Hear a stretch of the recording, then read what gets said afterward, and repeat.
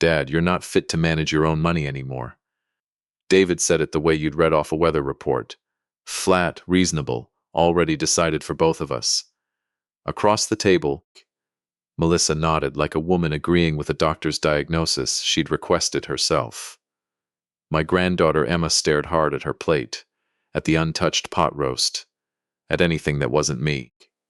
I set my coffee cup down very carefully, the way I set down anything I don't want to break by accident, and I said one word. "Okay." Nothing more. I want you to picture that moment exactly as it happened, because everyone at that table read it differently. David read it as surrender. Melissa read it as confirmation of everything she'd been telling him for months. Emma, 19 years old and already sharper than either of her parents, read it as something else entirely. The particular stillness of a man doing arithmetic in his head. She was the only one who understood, later, why I didn't flinch. She was also the only person in my family who would eventually learn that 31 years earlier, in a rented office above a laundromat on the west side of Dayton, Ohio, I had built something the banking industry still runs on every single day, and that I had never told a living soul in my own family. My name is Robert Hale. I am 74 years old. And on the morning my only son decided I was too old to manage my own money, he had no idea he was about to find out exactly how wrong he was.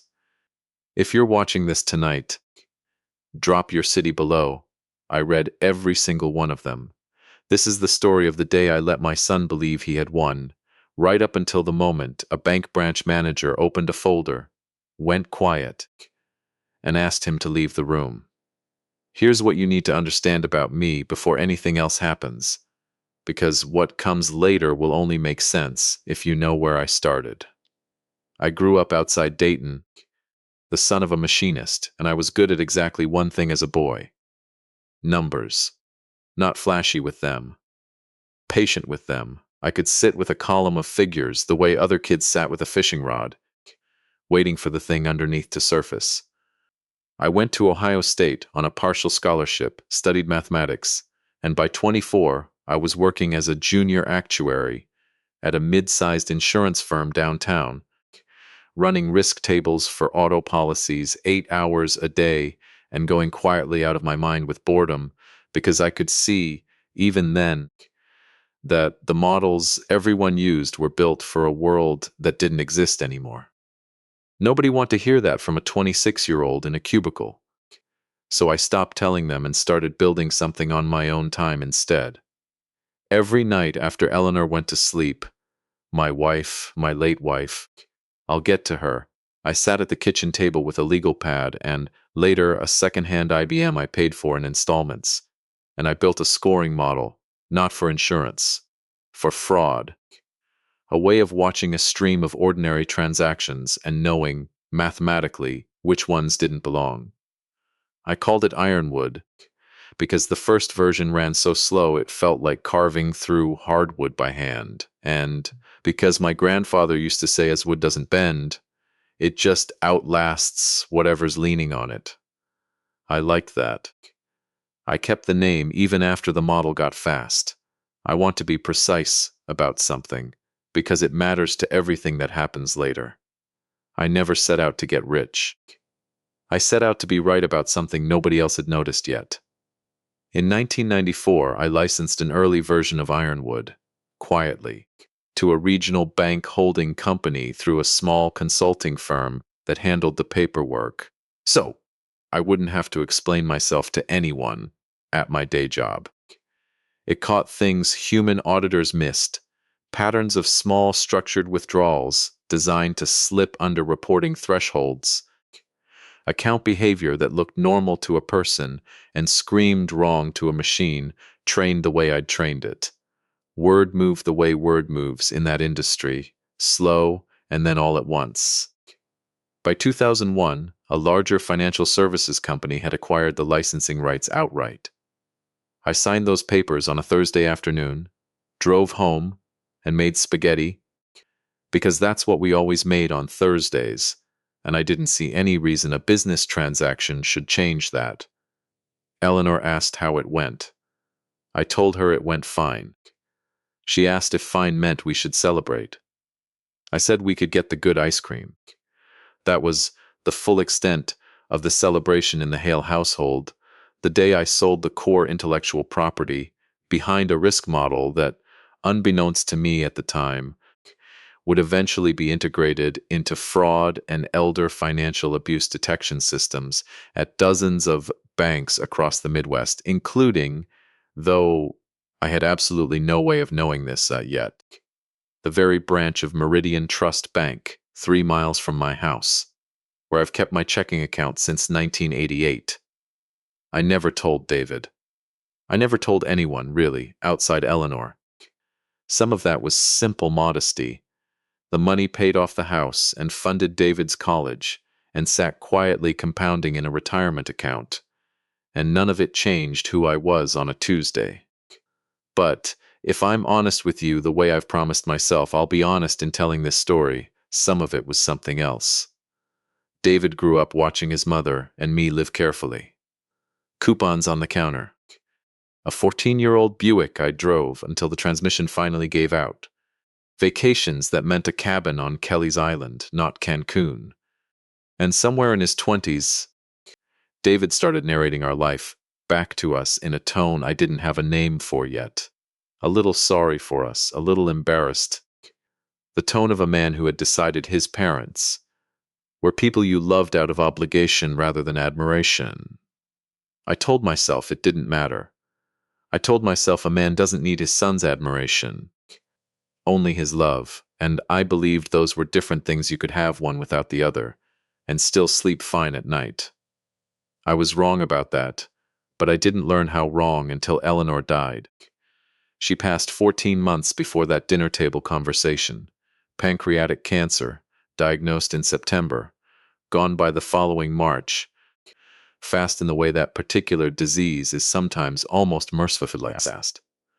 46 years of marriage ending in a hospice room with soft yellow walls, and a window that looked out on a parking lot. I won't dwell on the grief here, because that's not really what this story is about. But I need you to understand what it did to the shape of my life. Because David used it, deliberately, as the opening he'd been waiting for. Before Eleanor died, David couldn't have made a case that I was declining, because I wasn't, and everyone who knew me knew it. After she died, I got quiet. I stopped going to the Tuesday breakfast group at the diner on Wayne Avenue. I let mail pile up for a few days at a time. I forgot, twice, to move my car for street cleaning and got 2 tickets I paid without complaint. Ordinary grief. The kind almost everyone who's lost a spouse of that many years goes through and comes out the other side of, eventually, in their own time. David didn't see grief, or he saw it and decided it was useful. The first sign came on a Tuesday in early March, about 6 weeks after the memorial service. So ordinary, I almost didn't register it as a sign at all. David called, which he did most Sundays but rarely on a Tuesday, and after the usual small talk he said he'd been thinking, and wouldn't it make things simpler if we consolidated my accounts, the checking, the 2 CDs, the small brokerage account Eleanor and I had kept separate from the retirement fund, into one account he could help me keep an eye on. Just so nothing falls through the cracks, Dad. You've got a lot on your plate right now. I told him I appreciated the thought and that I'd think about it. I did think about it. I thought about it for exactly as long as it took to remember that I had built and sold a fraud detection engine for a living, that I had spent 4 decades of my professional life understanding precisely how financial exploitation of vulnerable people works from the inside out, structurally, mathematically, and that nothing about consolidate everything into one account I can watch sounded like protection to a man with my particular training. It sounded like the first tier of exactly the kind of pattern Ironwood had been built to flag. I didn't say any of that to David. I said, let me think about it, again, and let the subject drop, and made a note, an actual note, in the leather accordion folder I've kept documents in since 1987, the same folder that used to hold the Ironwood patent correspondence that David had asked. That's the first thing I want you to remember for later. The folder. I'll come back to it. The second thing happened 3 weeks after that, in late March, and this one wasn't subtle at all, though David and Melissa presented it as though it were the most natural request in the world. They invited me to what they called a family dinner on a Sunday, and when I arrived, there was a fourth-place setting I hadn't expected, occupied by a woman named Carol Whitfield, who introduced herself as an elder law attorney Melissa had found through her office manager's recommendation. Carol had a folder of her own, a slim manila one, considerably less worn than mine, and inside it were draft documents, a durable power of attorney naming David as agent, a revocable living trust with David listed as successor trustee, and a document I didn't fully understand the implications of until later that night, alone in my truck in the driveway, with the dome light on, reading it 3 times. A petition template for a limited conservatorship, unfilled, undated, sitting in the folder like a loaded gun. Nobody had bothered to explain was loaded. "We just want everything protected, Dad," David said, sliding the folder across the table, like he was doing me a favor. "You've had a hard year. We're not saying anything's... We just want to make sure that if anything ever happened, we wouldn't be scrambling." Melissa reached over and put her hand on top of mine, and her voice did the thing voices do when someone has rehearsed being gentle. "We love you. This is just what love looks like when you get older." I want to be fair to Melissa here, because fairness matters to me even now, even knowing what I know.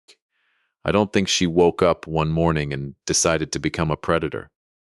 I think she and David had spent 2 years watching a real estate investment. 4 rental duplexes on the east side of Dayton, purchased with an adjustable rate loan right before the market turned, bleed them slowly, and then all at once. And I think somewhere in that slow bleeding, the idea of my accounts stopped looking like my accounts and started looking like a solution to a problem they were too proud to admit they had. That doesn't excuse what came next. It explains it.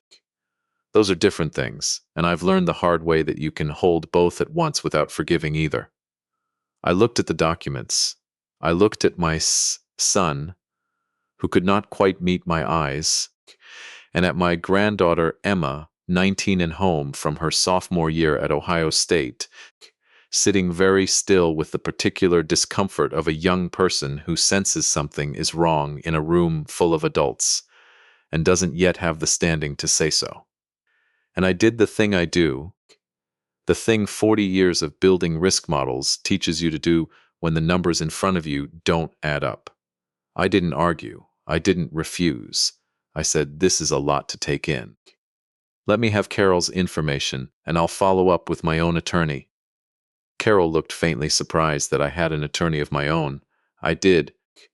A woman named Patricia Nowak, who had handled Eleanor's estate paperwork, and who I trusted the way you trust someone who's already proven, under the worst circumstances, that she does exactly what she says she'll do. David's face did something complicated. Not anger, not yet. Recalibration. The look of a man realizing his father was not going to be quite as easy to move as he'd planned for. That was tier 1. I want to walk you through tiers 2 and 3 now, because they escalated the way these things always escalate, not in one dramatic leap, but in a series of small pushes, each one testing whether the last one had worked. Tier 2 came on April 2nd, a date I remember precisely because it was the day after my 74th birthday, which David and Melissa had hosted at their house, and which had been, on its surface, a genuinely lovely evening. Cake, Emma's homemade card, David toasting me with something that sounded almost like the son I remembered from before Eleanor got sick. I drove home feeling, for the first time in over a year, something close to peace.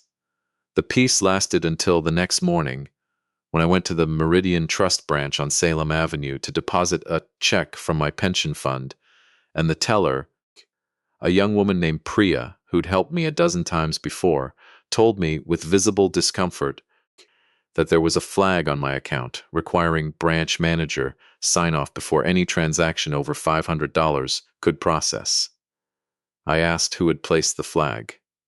She said she wasn't able to say, only that it had been requested the previous week by someone claiming limited authority under a pending power of attorney, and that the branch was treating it as unverified, pending further documentation. I stood at that counter for a long moment, holding a $200 pension check. I suddenly wasn't allowed to deposit into my own account, and I felt something in my chest that I can only describe as the sensation of watching a number come back wrong on a spreadsheet you've checked 3 times. Not panic. Recognition. I didn't confront David that day. I want you to understand why.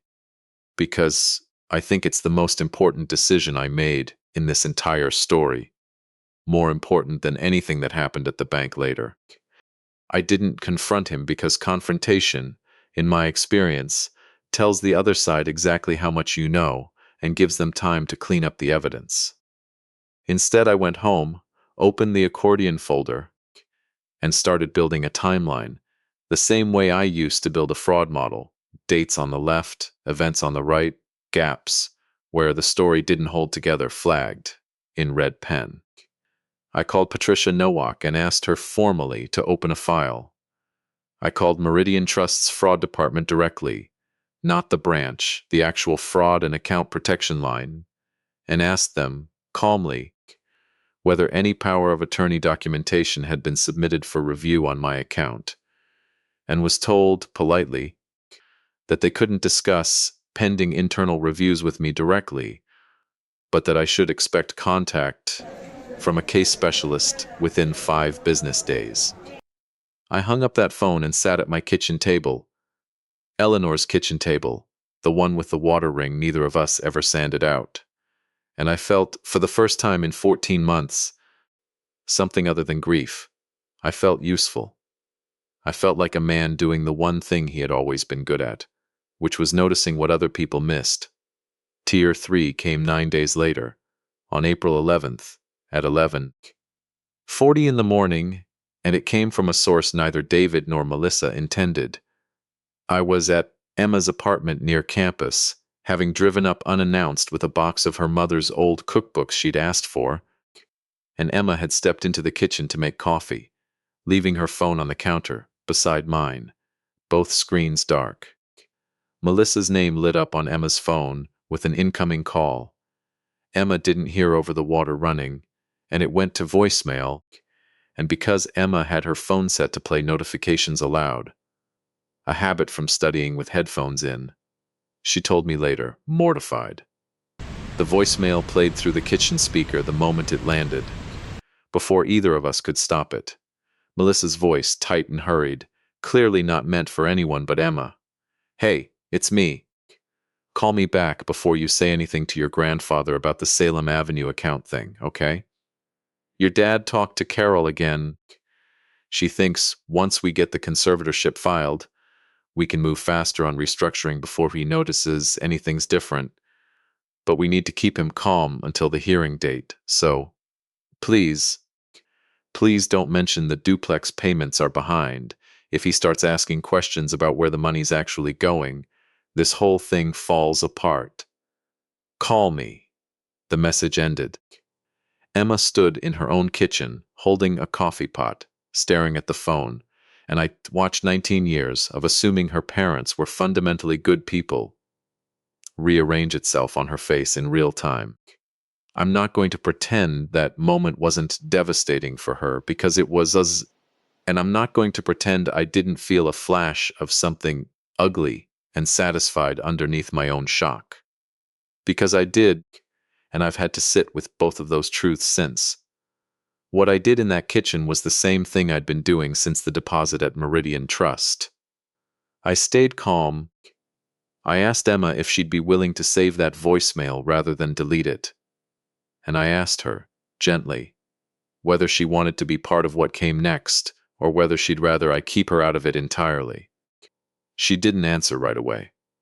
She sat down at her tiny apartment table, put her head in her hands for almost a full minute, and when she looked up, her eyes were dry and her voice was steady in a way that reminded me painfully of her grandmother. "I want to help," she said. "I want to actually help, not just feel bad about it." That was the moment Emma Hale stopped being a bystander in her own family's story and started being someone with a stake in how it ended, and everything she did afterward. Showing up, speaking up, choosing me over the version of loyalty her parents had spent 19 years teaching her, came out of that one decision made over a cold cup of coffee in a college apartment kitchen. The following 2.5 weeks were the quietest, most deliberate stretch of my life since I built the first version of Ironwood on that secondhand IBM. Patricia Nawak filed a formal objection with the probate court the moment David and Melissa's attorney submitted the conservatorship petition, which they did on April 16th, 5 days after the voicemail, apparently believing they still had the element of surprise. I met with Meridian Trust's fraud case specialist, a careful, unhurried woman named Rosa Delgado, and walked her through my own timeline, my own documentation, and, because by this point I'd decided there was no reason left to keep it private, a brief factual account of my professional history, including the licensing agreements from 1994 and 2001 that showed, in black and white, that I was the original architect of a risk-scoring methodology the bank's own compliance department had cited by name. Ironwood, in training materials I hadn't known were still in circulation. Rosa's expression when she connected those dots was one I will remember for the rest of my life. She asked if she could loop in the branch manager. I said, of course. The branch manager's name was Daniel Reyes, and he had run the Salem Avenue location for 6 years.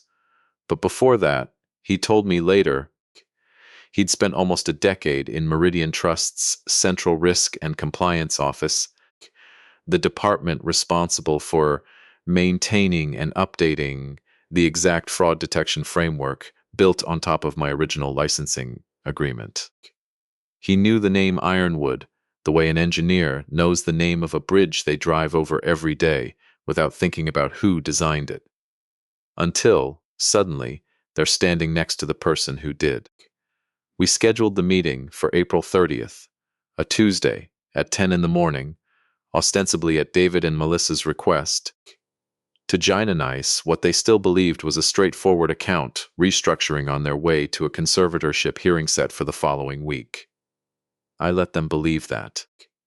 I want to be honest about the fact that I orchestrated the timing carefully with Patricia and Rosa's help, so that everyone who needed to be in that room would be in that room at the same time, with the right documents in front of them without David or Melissa having any warning that the ground had shifted underneath their plan.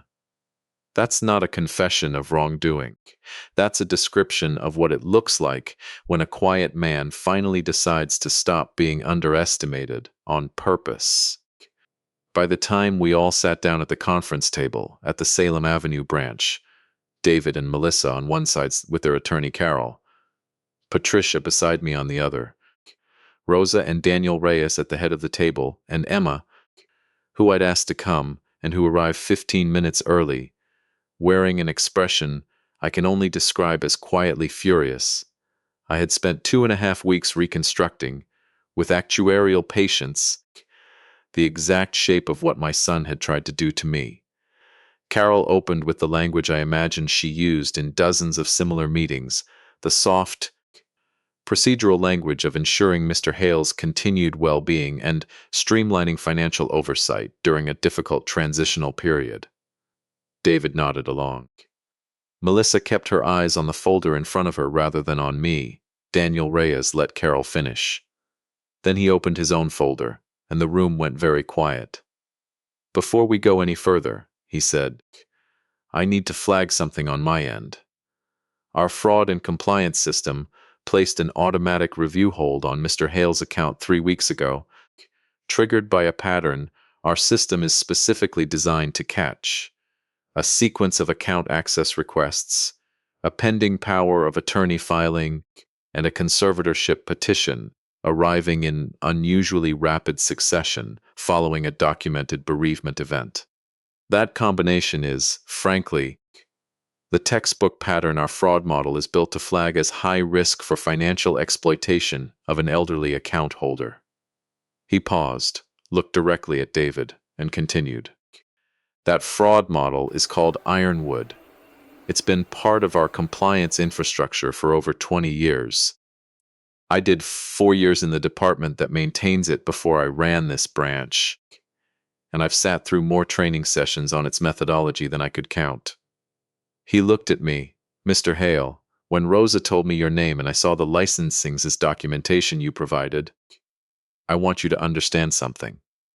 The system that flagged your own son's petition, that put a protective hold on your account before any of us in this room knew there was a problem. You built it. 30 years ago, working nights at your kitchen table, you built the exact tool that just caught this.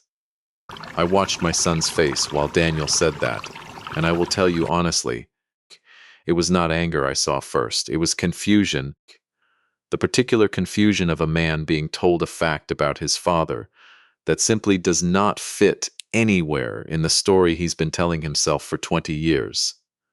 The story where I was a warehouse adjacent, coupon clipping, Kelly's is Island vacationing man who could reasonably be managed. Melissa's face did something else. It went through disbelief and landed, very quickly, on calculation, and I could see her already trying to work out how to salvage the meeting. Patricia didn't let her. She placed the voicemail transcript on the table, the one Emma had preserved, the one that used the words restructuring, and before he notices, and keep him calm. She placed the timeline beside it. She placed a printout of the duplex mortgage delinquency notices Patricia's investigator had pulled from public foreclosure filings, which confirmed, in numbers neither David nor Melissa could argue with, that the real estate venture was 4 months behind and accelerating toward default. The conservatorship petition, Patricia said, in the same even voice she'd used the day. Eleanor's estate went through probate, was filed 9 days after this voicemail was recorded, and it requests full financial authority over Mr. Hale's assets, including liquidation rights, effective immediately upon court approval. Given the timeline, given the documented financial pressure on Mr. and Mrs. Hale's real estate holdings, and given the automatic fraud flag Meridian Trust's own system placed independently before any of us were involved, I think it's fair to characterize this petition as something other than a wellness measure. Nobody spoke for a long moment. Then Daniel Reyes said quietly, but without softening it at all, "David, I'm going to need you to step outside while Mr. Hale and his attorney finish reviewing his own accounts. This isn't a punishment.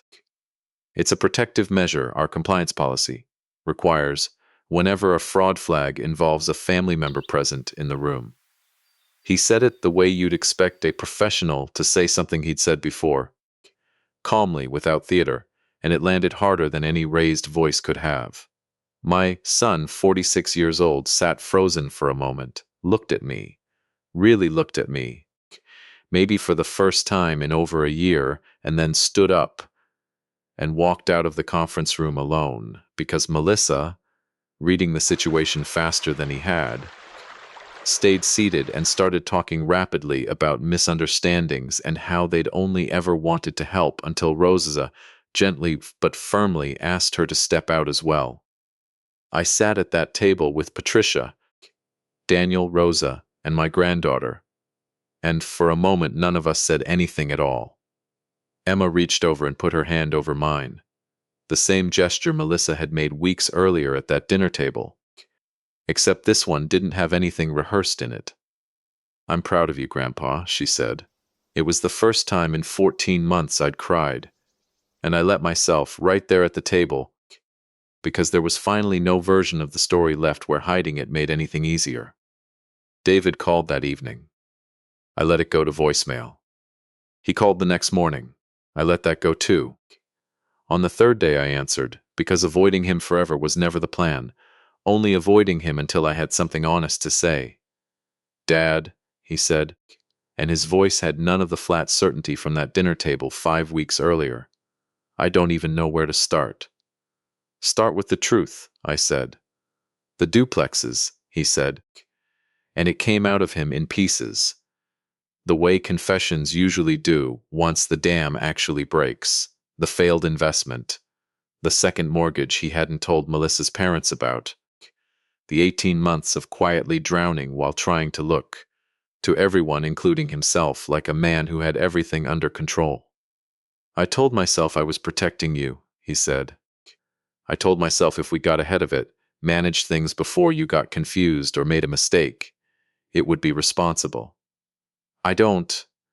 Dad, I don't know when I started believing that instead of the truth, which is that I needed the money, and you were the only place I could think to get it without admitting I'd failed." I let that sit in the silence between us for a long moment. "You didn't just take my money, David," I said. "You built a legal case that I was incompetent to manage my own life, and you were prepared to use it, whether or not it was true, because it was convenient. That's not confusion. That's a choice." He didn't argue. "Can you forgive me?" he asked. And the question had none of Melissa's rehearsed gentleness at that dinner table weeks before. It sounded like a man genuinely afraid of the answer. I told him the truth. "Not today. Maybe not for a long while. I love you, and that's not going anywhere. But love isn't the same thing as trust, and you don't get to have both back on the same day you finally admit what you did." The conservatorship petition was formally withdrawn on May 9th. Meridian Trust closed the fraud review the same week with a note in my file. Rosa showed me, because I asked, and she thought I'd earned the right to see it, that read, in the flat institutional language of compliance departments everywhere, resolved. Attempted financial exploitation by family member, intercepted by automated risk protocol, account holder cleared, no further action required. I read that sentence 3 times in Rosa's office and thought about a 26-year-old version of myself, sitting at a kitchen table in 1994. Certain nobody wanted to hear what he'd built, having no idea that 30 years later, it would be the thing standing between his own son and his life savings. David didn't disappear from my life after that, and I didn't want him to, whatever it might sound like from the outside. He and Melissa separated 4 months later, not entirely because of what happened at the bank, though I think it exposed a fault line that had been there for years, the same pressure that made the duplex debt feel like a problem worth lying to me about, instead of a problem worth admitting out loud. He sold his share of the properties at a loss that fall, took a smaller condo across town, and started, slowly, doing the kind of unglamorous work that actually rebuilds trust instead of demanding it, showing up for Sunday dinner without an agenda, asking about my week instead of my accounts, sitting with me on the porch in October without once mentioning power of attorney. Emma moved back to Dayton the following summer for an internship and started coming by twice a week, not out of guilt, she told me, but because she'd realized somewhere in that conference room that she actually liked the person I turned out to be once she saw me clearly for the first time, and wanted to know him better. I think back sometimes to that dinner table in March, David saying, "You're not fit to manage your own money anymore," like a man reading a verdict he'd already reached, and me setting down my coffee cup and saying only, "Okay."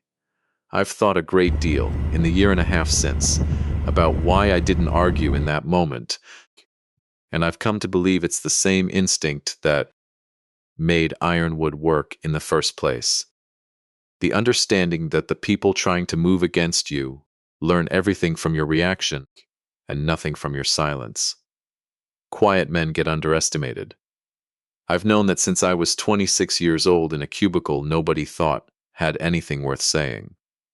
What I learned at 74, sitting in a bank conference room, watching my own son walk out a door because a system I built before he could tie his shoes had quietly been protecting me all along, is that being underestimated isn't a wound. It's a strategy. If you're patient enough to let it work, it just cost me something I never wanted to pay to learn it. If you've made it this far, I want to leave you with what I actually believe, not the tidy version, the real one. Grief makes people vulnerable, and the people who love you the most are not automatically exempt from being tempted by that vulnerability, especially when they're drowning in something they're too ashamed to admit out loud. Watch for the moment someone starts describing control as care. Ask who benefits before you ask who's asking, and build something of your own, quietly, for no reason except that you're the kind of person who can't help but notice what other people miss, because you never know, 30 years later, what it might end up protecting. My name is Robert Hale. I still bank at that same Meridian Trust branch. I still carry the same worn accordion folder, and I still make spaghetti on Thursdays, alone now, though Emma joins me most weeks. If you're watching this from your own kitchen table tonight, tell me where you're tuning in from, and tell me, has anyone in your life ever mistaken your quiet for weakness? I'd genuinely like to know. And if this story meant something to you, stay a while longer. There's another one waiting, and I promise you, the quiet ones are always more dangerous than they look.